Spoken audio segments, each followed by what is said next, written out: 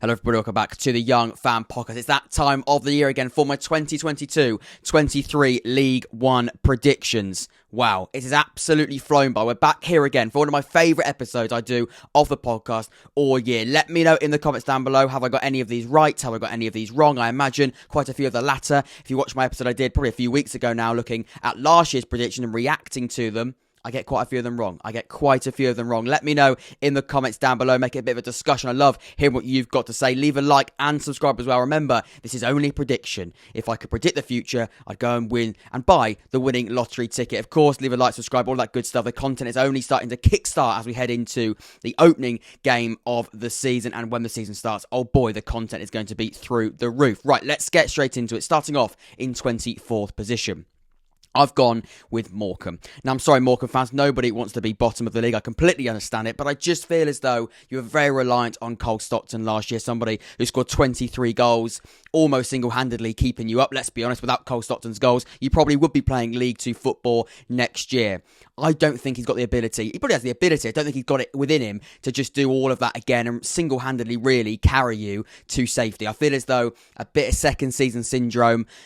I just don't think it's enough. I really, really don't. I think last year you did a brilliant job to stay in the league with what, let's be honest, is probably a League 2 squad. I just don't think you've got it within you this year. The bookies also don't see you as a side able to stay in the league. I'm going to go the 24th place finish. Nobody wants to be bottom of the league. I completely understand it. I'm sorry, Morecambe fans. I'm going to go with 24th for Morecambe. No outstanding business there either. The transfer business also has been quite quiet. 24th in the league for Morecambe.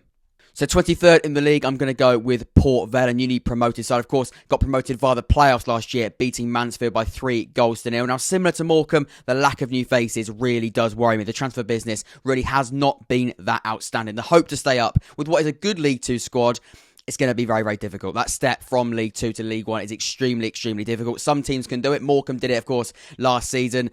But it's not easy whatsoever. And Port Vale, I just don't think they've got it within them. I think it is a League 2 squad, and that really does concern me. That's the only way I can really describe it. Of course, similar, once again, the business just hasn't really, I think, bolstered that squad into a position where I think it's good enough to stay in the league. Financially, it could be an absolutely genius move, but unfortunately, I think it could be very, very naive. 23rd in the league, I'm going to go with newly promoted Port Vale.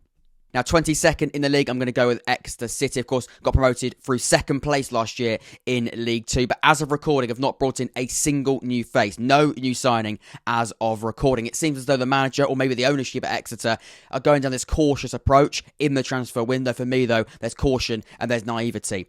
More of the latter, in my opinion. It is not a nice league to go into when you've got, let's be honest, a very big jump from League 2 to League 1. Let's see what happens. It could be a brilliant, similar to Port Vale, financial move. However, I just think it's very, very risky and a bit too risky for me. 22nd in the league for Exeter City.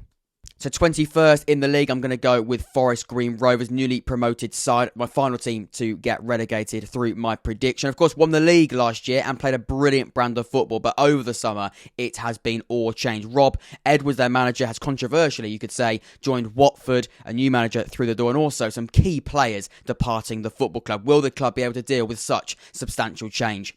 I don't know. I really, really don't. Kane Wilson, Ebou Adams, Nicky Cadden, all leaving the club. They have tried to replace them with a number of new faces. Is that enough? I just don't think so. I think the lack of continuity really, really could cost them quite dramatically, I'd say. 21st in the league, I'm going to go with Forest Green Rovers.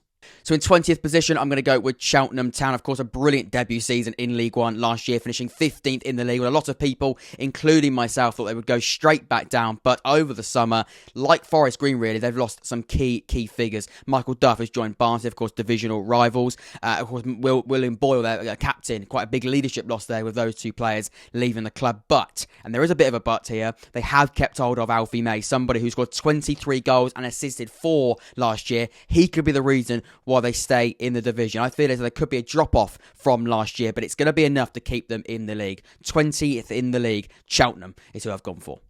So in 19th place, then I'm going to go with Cambridge United, similar to Cheltenham in the sense that it was a really strong League One campaign last year, finishing in 14th position. And the manager, Mark Bonner, really is building a reputation to play a brilliant brand of football. Keeping hold of Sam Smith, who's got a lot of goals up front last year for Cambridge, could prove absolutely pivotal as they stay in the league due to my prediction once again this year. 19th in the league for Cambridge United.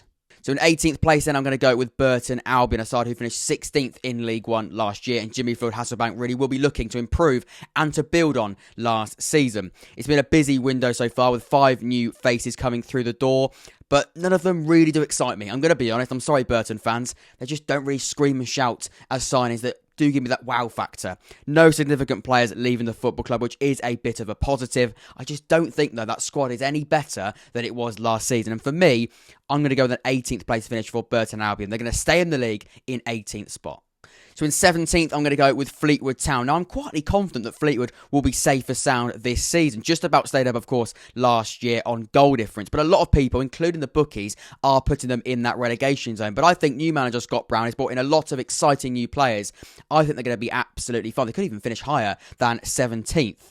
I've been really impressed with the players that have come through the door. Vea, Wiradou and Callum Morton. And like I said about Scott Brown, a new manager, his first managerial experience, he does not want to, I think, ruin his reputation before it's even started. He does not want to get relegated within his first year. Of course he doesn't. So I think he's going to have a lot of self-belief within himself that he can keep Fleetwood in the league. I'm going to go with 17th spot for Fleetwood Town this season.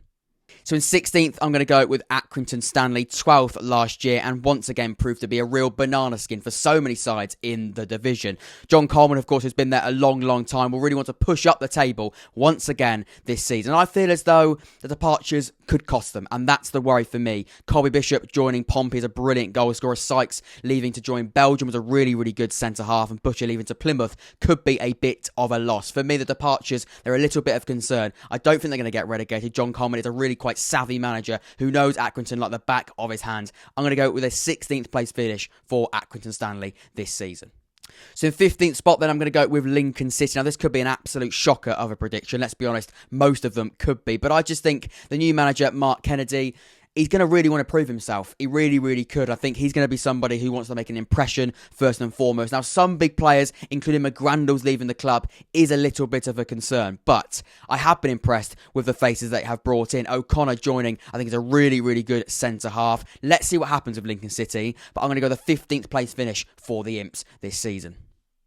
Now, in 14th spot, I'm going to go with the newly promoted side. The final newly promoted side, we're going to be talking about Bristol Rovers. The only side I've predicted who got promoted to stay in the league. That says quite a lot about how I feel about Joey Barton's side heading into this campaign. Really impressed with the players that they have brought through the door. Certainly improved their squad from last year. Rossiter and Marquis really do stand out to me as the quite exciting players. Both players have played in League One and done a fairly good job in this division. Really, I think, quite important to have players that are proven the league, especially when you've got a newly promoted side like Bristol Rovers, who have a sense of, I think, desperation to make sure they don't go straight back down. I think with the ambitions of Barton in the long term, and also I think of the fans, they're going to be absolutely fine. They could even finish higher than 14th. Let's see what happens. 14th in the league for Bristol Rovers this season. So 13th spot, then I'm going to go with Shrewsbury Town. My surprise package of the season, actually. I've been really, really quite impressed by some of the players coming through the door. I think their business has gone under the radar. Players like O'Brien, Moore, Dunkley, Shipley, Bayliss all look very, very impressive. And I think they're going to be absolutely fine to stay in the league and maybe even push higher for a little bit of a promotion push. I'll say it quietly, Shrewsbury fans, a bit of a promotion push. We'll see what happens. But I've been very, very quite taken aback by the business that they've done quite under the radar, on the sly, I should say. They're going to surprise a few people this season, in my opinion. 13th in the league for Shrewsbury Town. So in 12th position, then, I'm going to go with Wycombe Wanderers. Now, I could be absolutely way off with this prediction because, of course, I got defeated by Sunderland in the playoff final last year by 2-0. I'm not quite sure why I've got them in 12th because they also do always defy expectations, and the backs against the wall underdog mentality works an absolute treat for Gareth Ainsworth's side. But for some reason, they just seem to be lacking in some certain areas. Some big losses.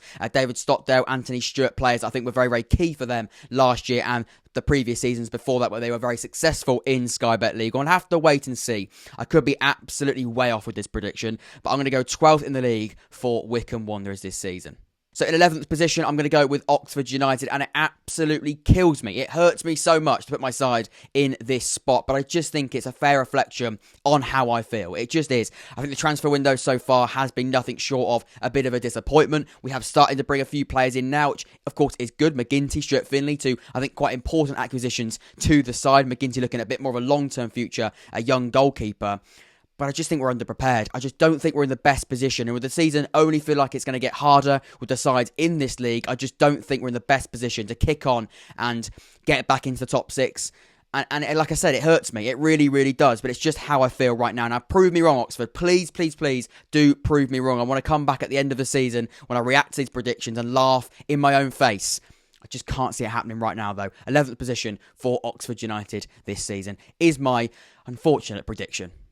So in 10th position, I'm going to go with Plymouth Argyle. Now, there's no doubt whatsoever we are moving into harsh territory with these predictions because last season they only just missed out on the playoffs. Of course, a final game defeat against MK Dons, quite heavy defeat, meant they finished 7th in the league, but still surprised so many people. Played a brilliant brand of football. And like I said, they're the worst prediction last year that I made. I think I got them around 17th. They finished 7th, like I said. So I think it was 10 places out or so. Could even be more. And the business they've made so far have been very, very good. Morgan Whittaker is one that really does excite me. They did that deal and confirmed that deal just a few days ago. An exciting forward who can play across that front three, very interchangeable, and somebody who I think is going to be very, very lively and fit that Plymouth Argyle system to an absolute T. Let's see what happens with Plymouth. I got it very, very wrong last year. I could easily get it wrong again this time. Let's see what happens at Plymouth Argyle. But I'm going to go with 10th. Very, very harsh. It is quite a tough one to do, this one. So in 9th position, I'm going to go with Charlton Athletic. Now, I'm going to be honest, I think Charlton's business is really going under the radar. Ben Garner's first summer transfer window as the Valley manager and also heading into his first season in charge. They did need a bit of a rebuild. They did need a bit of a refreshment, and I think it's going fairly well so far. A lot of Swindon players coming through the door, of course, somewhere where Ben Garner was very, very successful last year. Only just missed out on promotion with them. But Jack Payne, Egbo, McGrandles, Woolacott, Stephen Sessegnon, all coming through the door. That excites me. It really, really does. It even could push them into that top 6. I'm going to go with the 9th place finish for Charlton, but very, very exciting stuff. Under the radar a little bit with their transfer business. Let's see what Ben Garner does in his first season in charge. 9th position for Charlton is my prediction. So in 8th position, I'm going to go with MK Dons, last season aside, who really, really did impress and surprise quite a few people, including myself, finishing 3rd in the league. Now, Liam Manning has been very, very busy in the window so far. 11 players in, 9 players out. Now, the big losses, of course, are Scott Twine and Harry Darling, but according to reports, quite substantial fees have been received from those players. So I think we've also seen a reinvestment from those transfer fees, which is very, very important. I think they've gone down the younger approach with their recruitment, which is very, very exciting. Liam Manning and MK Dons looking to build for the future. Quite a long-term vision, which is also very, very exciting. They might not hit the ground running straight away, but if they do and they click straight away, we could even see another top 6 place finish. Let's see what happens. It's all down to how these teams, I think, gel with the new faces at MK Dons. Let's see what happens. Who knows? I'm going to go 8th in the league for MK Dons this season. So in 7th spot, then I'm going to go with Portsmouth. Now, I promise you, Pompey fans, this was absolutely touch and go. I could easily have put you in those playoff places. It's so harsh. Only just in my prediction missing out on the top 6, which means absolutely nothing, let's be honest.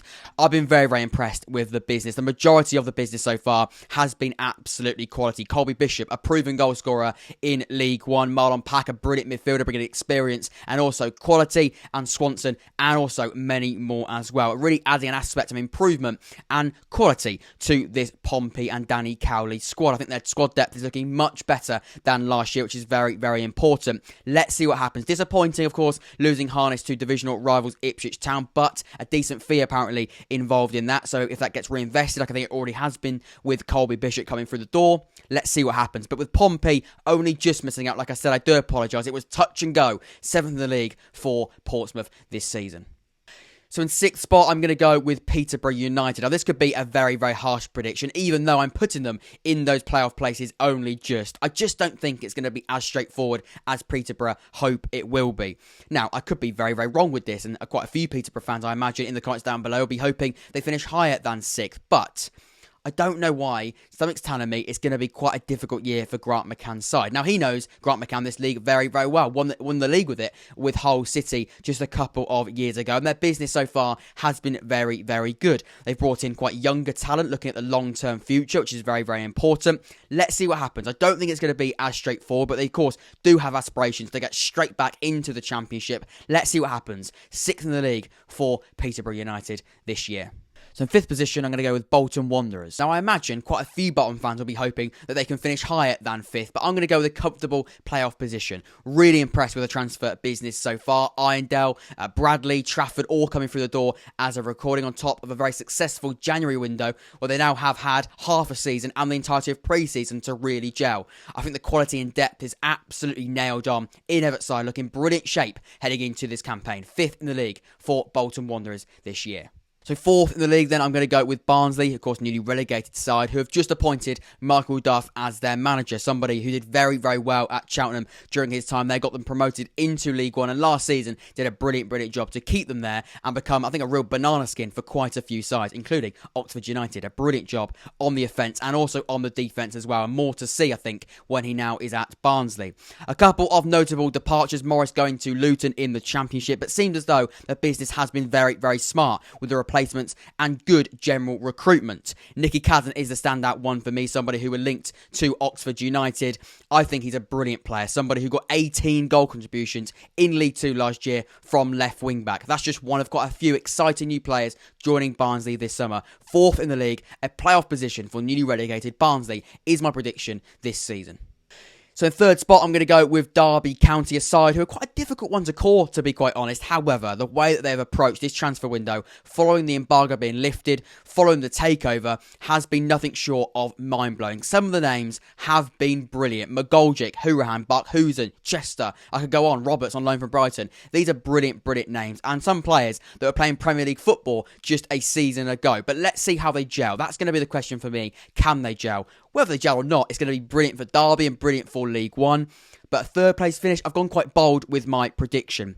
I think the relief of the takeover is going to be absolutely massive for the fans. Of course it will be. I think Pride Park is going to be absolutely rocking, and they're going to be behind those players week in, week out to hope they can get back into the Championship as quickly as possible. 3rd in the league for Derby County is my prediction. Quite a bold prediction, I'd say there.